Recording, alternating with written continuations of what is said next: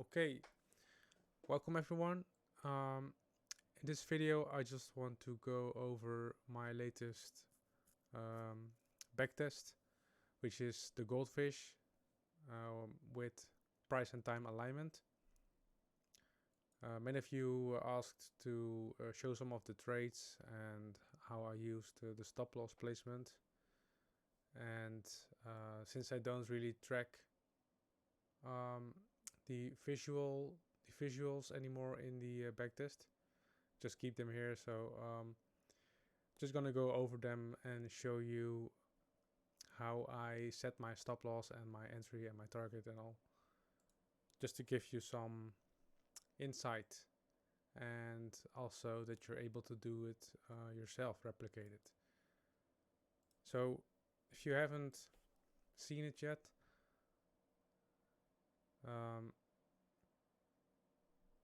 let's see. So the latest backtest was just with plain Goldfish, and plain Goldfish means that you need to have confirmation and then price must close back inside the box after confirmation, and then we need 2 closes outside of the box, and that would trigger the Goldfish setup. Now for this specific backtest, what I did is I also noted the low of the retracement, or the high if it's short, the exact standard deviation that it went to, and also the time when it made the maximum retracement. And I have done this in several ways previously. So sometimes I would look at my entry level, like at what point do I enter, or playing with time, like entering during a time cluster, after specific time clusters, or before or after the median retracement time. And most of the things actually didn't really work out very well, because in every backtest that I did, like Monkey, Goldfish, or anything else, I never found an interesting effect between time and price. Just didn't know how to implement it correctly. And since this backtest, it was the first time actually that it had a significant effect. It's actually very significant and also very logical, in hindsight, because in the end, the data in DR Lens is of course based on whatever the maximum retracement is, right? So it makes sense to always look at this candle, and it doesn't make too much sense to look at any other candle in that regard. So just to have a feel for what the Goldfish setup itself produces, because initially I just wanted to also note every trade, every setup that happens, just to get an idea of what the win rate is whenever you see a close inside the box and then 2 closes outside. I thought, like, if you are really interested in the price or in getting in a trade, because all the confluences are aligning and everything is exactly how you want to see it, but then of course you can't just enter right away, because you don't know where to place your stop. You can get stopped out before it moves to the target, and you don't want to get stopped out 2-3 times, and be done for the session and then having it reach its target. So one of the most difficult parts that I found in DR trading is getting a very good entry model. And exactly like the Monkey and the Goldfish are very good for the entry model, because they also provide not only an entry but also a stop, and I think that is crucial for an entry model. So the Goldfish setup, well, there's many places you can place your stop, but the entry is always the same. It's 2 closes or 1 close outside the box, but standard it's I think 2 closes. The target is just a frame target or median -2. It doesn't really matter too much. But for the stop, there's different ways to do it. Like you can put your stop below the closing line or the opening line, depending which one is the one near the confirmation direction. And you can also put it like 25% of the box size, or you can use the AMR, or well, you can also place them behind drips or multi-time frames or TDRCs. And I tried basically everything except for the WDRs and the SIPs. I only tried the AMR, I tried the close, I tried the 25% box, the 50% box, all these kind of things, and eventually I found that either the close or price clusters actually are the best stop losses. So with the best, I mean that they rarely get you tapped out of a trade before it goes to target. So that's one important thing, right? And the second thing is that the drawdown is not too few. Like if you would go with insane grandma stops, for example, which are like this, then of course this is the best in terms of you'll never get kicked out. But I mean, the stop loss should also be about having as the least drawdown as possible, right? So I found that the closing line and using clusters have the least drawdown and also the good win rate, where the closing line has a little bit lower win rate than price clusters, but also provides sometimes with bigger R trades. But I think they are roughly the same, or maybe price clusters is a little bit better. That's basically just for CL, and I since then I'm just using the price clusters for stop losses. So you might wonder like how that exactly works, but we'll go into that in a minute. First, I just want to show you like the results of the standard Goldfish with the lens clusters as stop loss placement and the frame target as our target. And that will lead to a 33% win rate on ES, and that's over 168 trades between the 1st of February and the end of August in 2023. And of course we're talking about ES in this case. Well, for the 168 trades, there were, sometimes there were like 3 or 4 trades in one session, because I just took all the times that it gave a setup, not looking at whether it reached target or not, not looking at like having 2 losses already in a session. I could have like infinite bullets and get the trigger whenever I wanted, except there's like a few exceptions, and that is that we don't do news days, of course. If there's a false confirmation, so if price confirms here, goes back to the box and then confirms the other side and then gives a setup, we don't take it. So after we see a false confirmation, we're out. And another thing is 20 minutes before the end of a session. So for example here, ODR, from 8:10, we're not allowed to take any setups anymore. And of course we're not going to break even. I think that is the most important. So we're just taking every setup that occurs. I just wanted to know, like, if we get too close outside of the box, what is my win rate? And it's 33%. And that is actually a very good statistic. I'm very happy with this model. I just know that if I'm really interested in getting in, and I see like the 2 candles close outside after it went inside, I just know that there's a 33% chance, and not looking at anything, that the trade is going to work out. So even if I'm then also using other confluences, then it surely will be higher, but then at least I know exactly when to enter, where to put my stop, and be more confident that I place my stop right and that my entry is correct, and it just helps me a lot. So then of course I also tracked different variables, because I wanted to know, like, is there a way to increase the win percentage? and for that I focused completely on price and time. So what's really nice is that well, initially, like, I just looked at it in general, all the, I think the high of session only, and then also at time, and I would just note whenever price hit a reasonable cluster, um, or time, and I'll explain like what reasonable means. But let's say for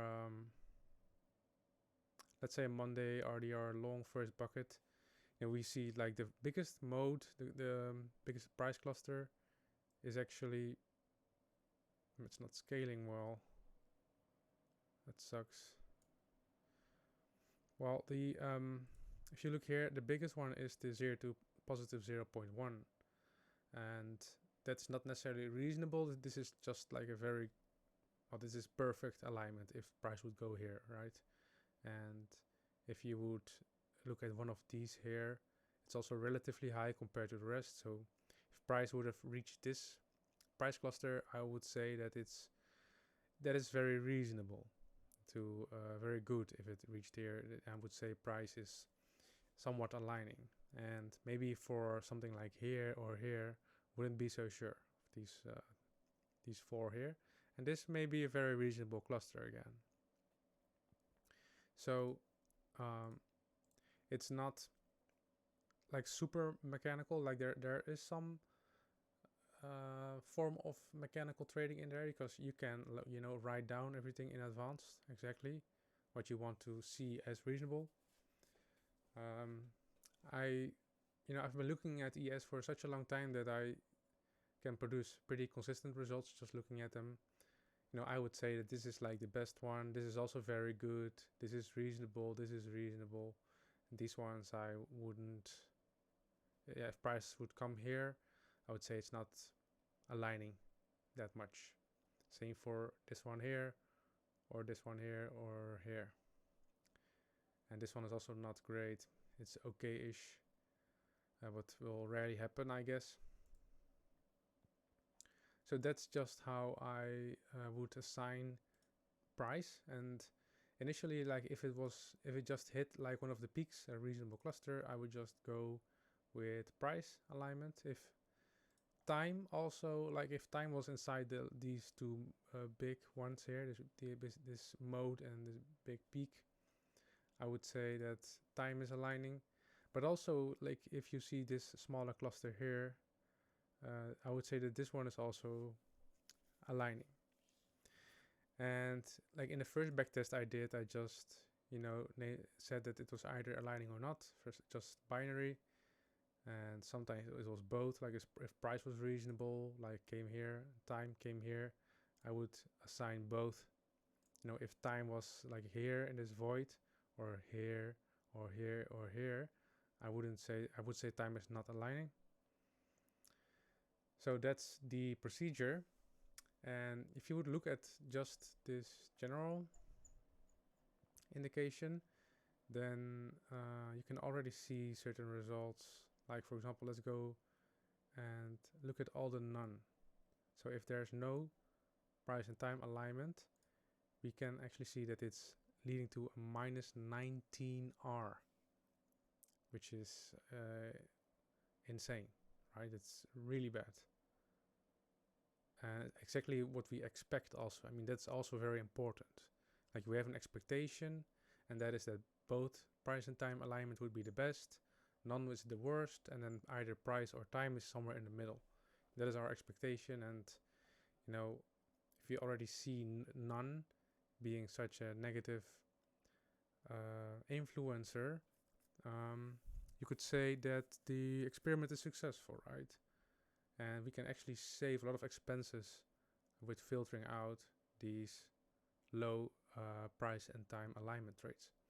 Now if we would go to both and we would sum this, maybe it's better to compare at the average R, but here you see the total is already 65R, which is a lot, and also almost responsible for all the R's that we see here in the total results. Let's compare the average R, by the way. So the average R for the none is minus 0.64, and the average R for both is 1.13. That is, of course, a really amazing expectancy to have. Then, of course, we would expect price and time to fall in between that. So first, starting with time, with price, I'm sorry, you can see that the average R is 0.17. And that's actually not really good. You know, it's a lot better than, of course, so the no alignment at all, but and it's also in between like the both, so it does meet our expectations, but it's not really something that you would want to trade. But yeah, it doesn't mean that price is not relevant. It could be that the way that I assessed the price clusters was to general just didn't work well. And for time, we can see that the average is 0.74, which is a lot better and way higher than price. So here you can see that if you would just pick any reasonable time cluster compared to any reasonable price cluster just by itself, then time is just way more effective than price. And we do also see now that yeah, we can make like an ordinal scale, you know, where we can say, okay, so if the trade has no price or time alignment, then it's really bad. You want to avoid that. If it has just price, it's also not that great. So maybe if there's some form of price alignment and no time alignment, we might want to skip that trade as well, or maybe combine it with, you know, having many other confluences. But if we just have time, on the other hand, it could be worth to just take any trade. You know, just if there's some time alignment, this is a nice result to have. And of course, if there's both, then we're just, you know, selling our house and going all in basically. So then later on, I went deeper into it, because then I was wondering like, okay, so maybe I assessed price wrong, or maybe time, and I should divide it into several categories, you know, where we have either like reasonable price alignment, so moderate, or we have high price alignment. So that is yeah, so that could be for the max, but also for the high of session. So now if we have divided this, what we would expect is that when we have a high alignment, the result would be a lot higher than compared to the moderate or low alignment. And we expect the moderate to be basically in between the high and the low, right? That's all we expect. And if you find such a result, then we can also say that that is true and that we're assessing it correctly. So if we sum up all the moderate, we see that a moderate alignment, is this right?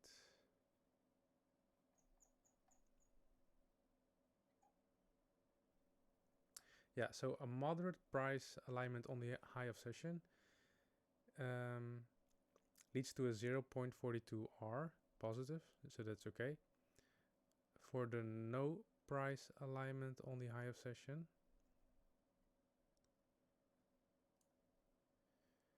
we have a 0.32 R, so that's actually not bad, and that's kind of weird to see. But for the high alignment on the high session, we see 0.87.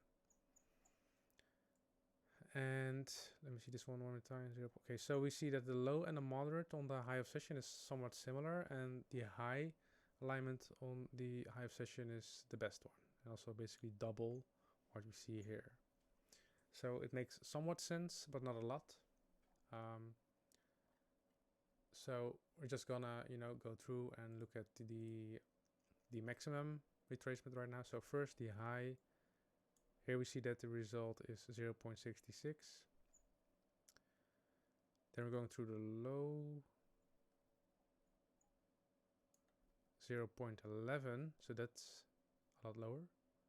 and then for the moderate 1.09. So wait, there's more. Yeah, so 0.8.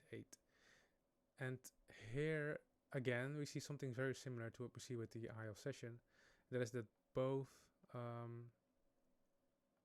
wait, it's not really. Like the high of session, we see that the low is very comparable to the moderate, and with the max retracement, we see that the low it has a very bad result, but the high and the moderate have a similar result. So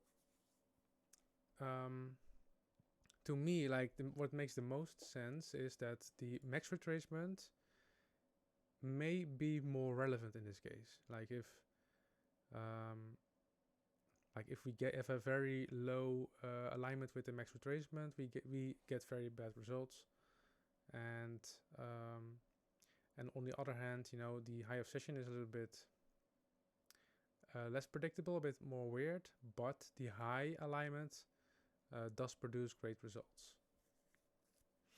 So in this regard, I would say that the max is a more reliable statistic than the high of session, but you know, if I think ideally, if you have both aligning, you know, high or at least moderate, especially when you're talking about the max retracement, then it's a good alignment for price and time, for price, I mean, and it can already produce great results. Okay, so then we can look at time specifically, and we can look at the low, moderate, and high. So as I explained, like high alignment is when it's like either one of the modes, and moderate alignment is when it's like a smallish peak, which could be reasonable. And low is, you know, when it's like in between here. And I also measured it in count, basically. So here's like 2 count in 123, and that would be usually like around like 2%, 0%. So this probability would be very low for that specific case. So when we would go over all the low, so the time was not aligned at all, we see that it produces a minus 0.17 R on average, minus 13 R in total. So really bad result, and exactly how we'd expect it to be. And then when we go to the moderate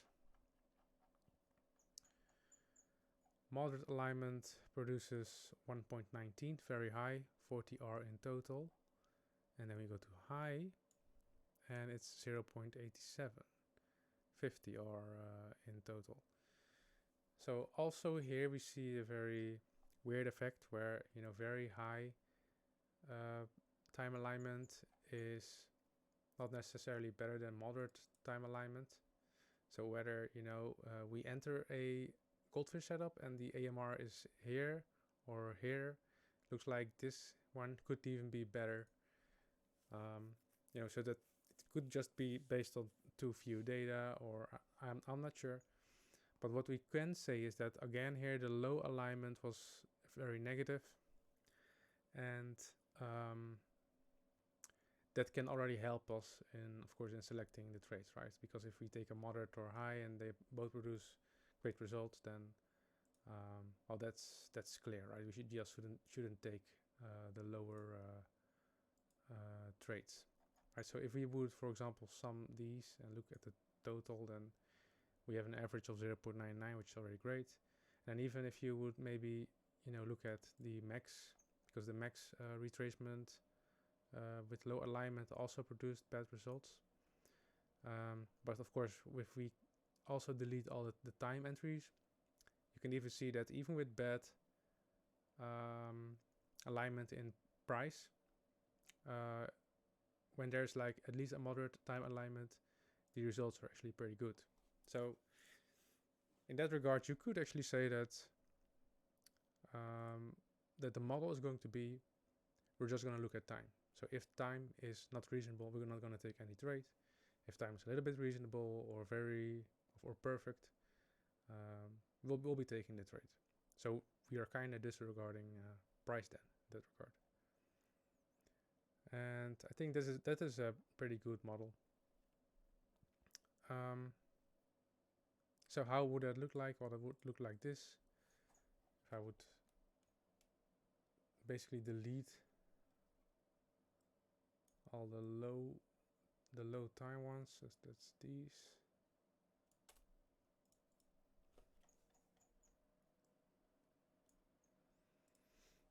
So it would look like this.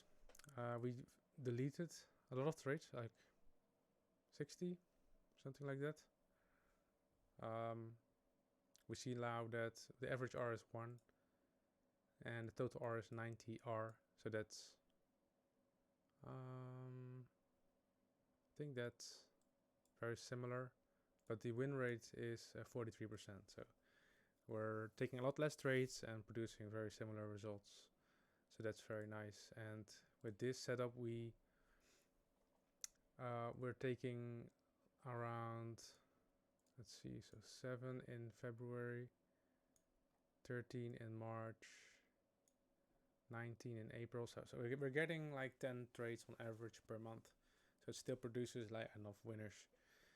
And then of course we can still, apply this same to maybe other assets like to CL or NQ and EU. And we could probably like triple or quadruple this result easily in just like 7 months or so. So that is very nice to look out to, and definitely the next thing that I will be doing for my next backtest. But I'm also wondering, like, maybe I should, first try to go over this again, yes, and just look at the one candle close out and in, see if that produces better results, maybe earlier entries. And maybe also, before there's any confirmation, I'm also curious to see how that works.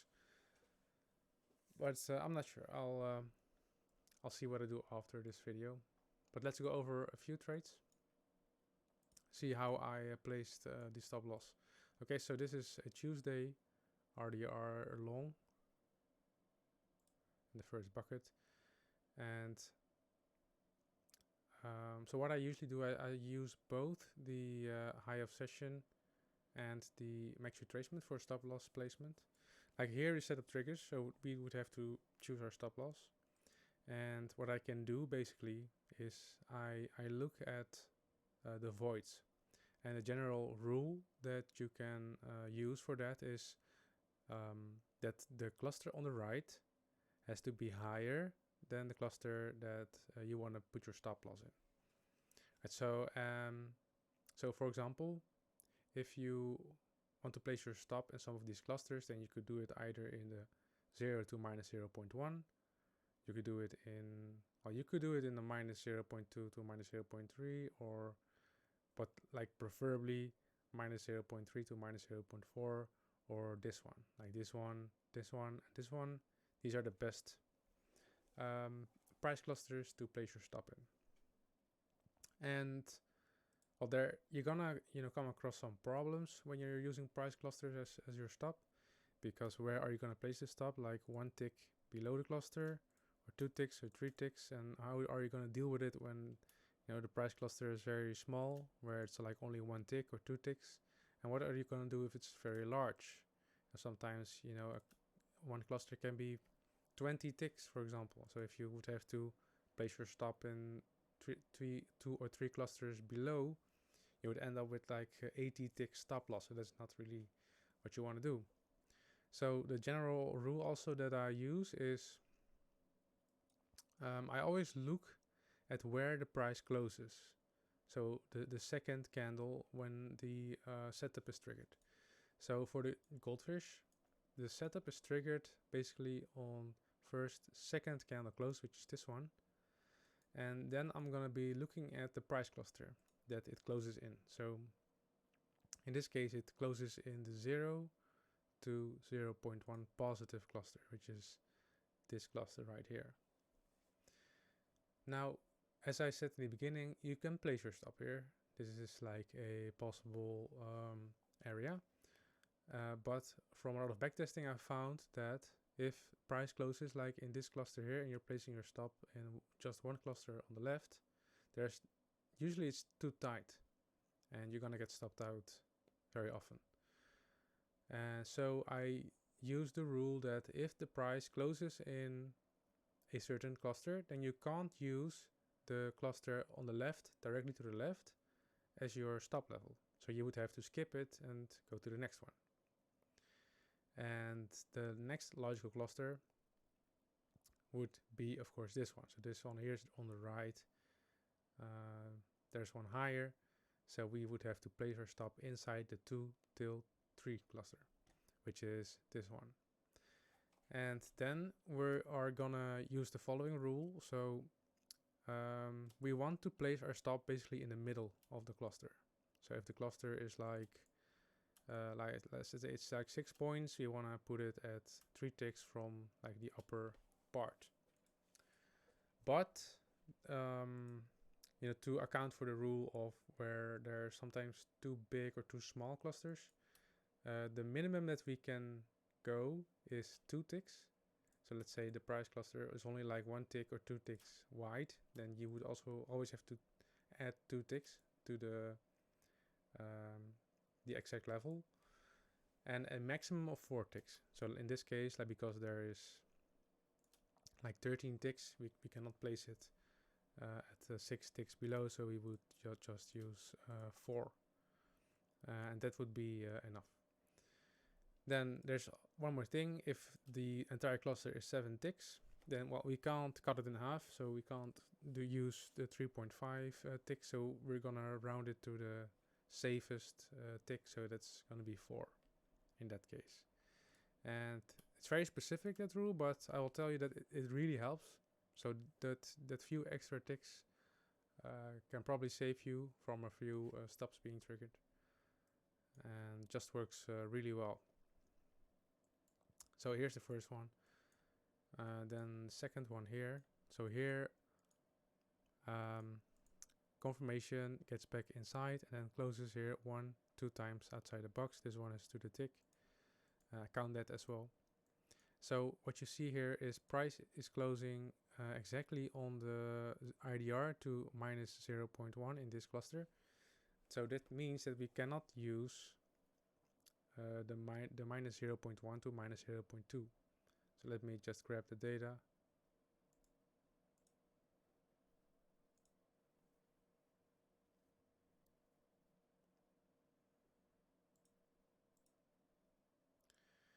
Yeah, so it closes exactly in here. And so let's look at this better, maybe on the high of.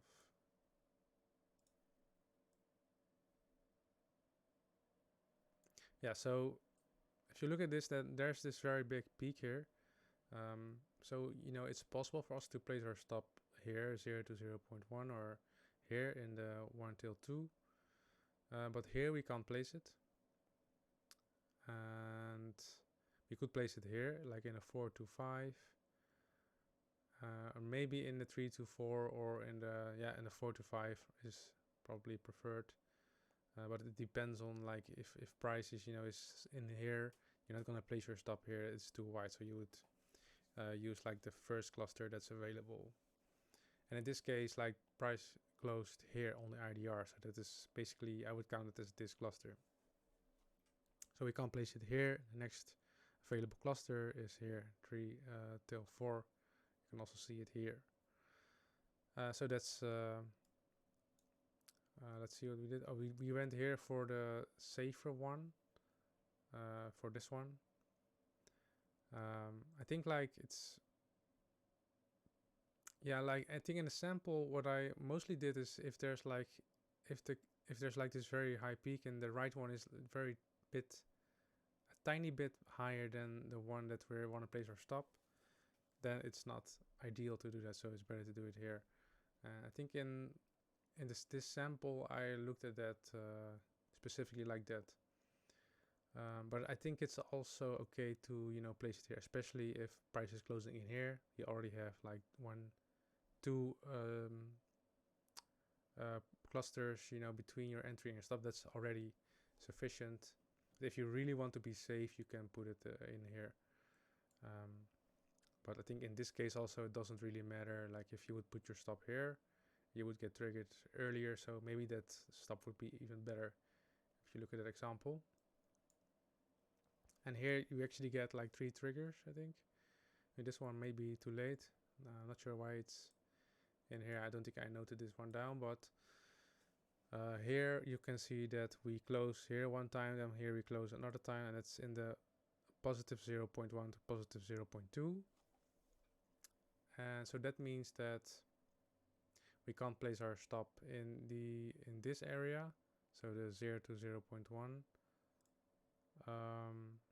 But it's also a peak, so we were never able to do it, but we could place it, of course, here. So that's 2 cluster difference, and there's also like on the right there's a higher peak, so we place it here and gets stopped out here. So that's how I'm using it. Sorry if it's a little bit complicated. Just, you know, optimized it a lot, went through like 10 different backtests where I used the price clusters different. This was just the best way, most consistent way to use it. And I think it's mechanical, you know. You just remember like the rule on if the one on the right is higher, then you can place your stop there. And you need at least like 1 cluster in between where it closes. I mean, it's maybe in the beginning, you know, it takes some time to understand it, grasp it, but I think it's mechanical and easy to work with. You know, you can even prepare that data in your playbook or something. But this exact approach will net you like 80 R, you know, or 0.8 R average per trade. And if you would only take the trades where time is aligning, right? So this case, for example, here's like a reasonable cluster, which I marked on the chart. And here you see that the high was made in this cluster. So when the setup triggers right here, time is now aligning, right? And we take the trade. So if you only take those setups where time, the AMR is aligning with a time cluster, if it's reasonable enough, then it's fine. You would already increase your win rate by 10% just by using more time aligned entries. So I think it's a great model. I hope you understand how it works, and that you can try it out yourself, do some backtesting, maybe get into some live trades with it. And yeah, I'm probably gonna go back and do CAL also with the same model, see if it produces similar results, and hopefully I get another big result like this. And then yeah, I think the months ahead are gonna be very interesting months. So that's it for this video. Thanks everyone for watching, and if you have any questions about this, just drop a comment in the YouTube section or DM me on Discord. Alright, see you later.